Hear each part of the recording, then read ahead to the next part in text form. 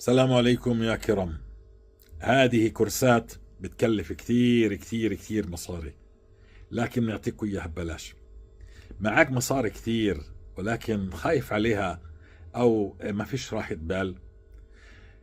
عندك اولاد وما شاء الله عليهم لكنهم مغلبينك، تشعر بنقص دائم. انت جميلة وكلك جمال لكن زوجك ينظر الى الاخرين، الى الاخريات. انت معلم مدرسي والولاد مغلبينك في المدرسة، ما حدا سامعك ولا عامل لك حساب.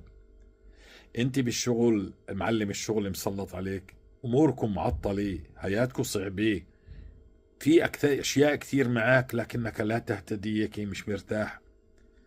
طيب والله لو قالوا لك في كورس ب10,000 دولار سيغير احوالك ستركض عليه والمحاضر الفلاني.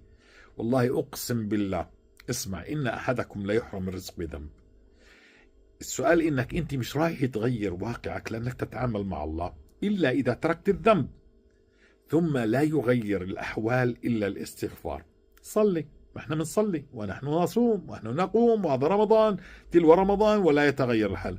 طبعا احنا نصلي ونصوم ونقوم، لكن بدنا نترك الذنب ونلزم الاستغفار الذي غفل عنه المسلمون فاصبحوا في ذيل الامم بسبب تركهم للاستغفار.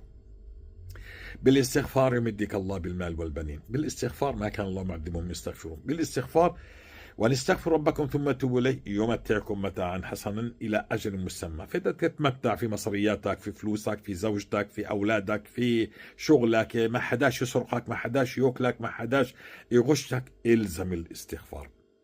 الاستغفار هو الدرع الواقي لك من شرور الناس، وهو الممهد للحياة الطيبة الكريمة.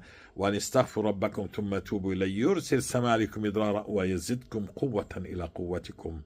فالمريض يحتاج الاستغفار، والمسحور يحتاج الاستغفار، والمهزوز والمهزوم يحتاج الاستغفار.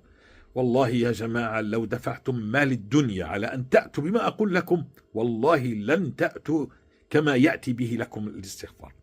العلم يأتي بالاستغفار، العز يأتي، يعني الاستغفار يأتي بالعلم، ويأتي في التمكين، ويأتي في المال، ويأتي في الأولاد، ويأتي في الصحة، ويأتي في الزوجة التي تطيع زوجها، والزوج الذي يحب زوجته، والطعام الطيب. يلزم الاستغفار ولا تستعجلوا الثمار. تفقدوا ذنوبكم.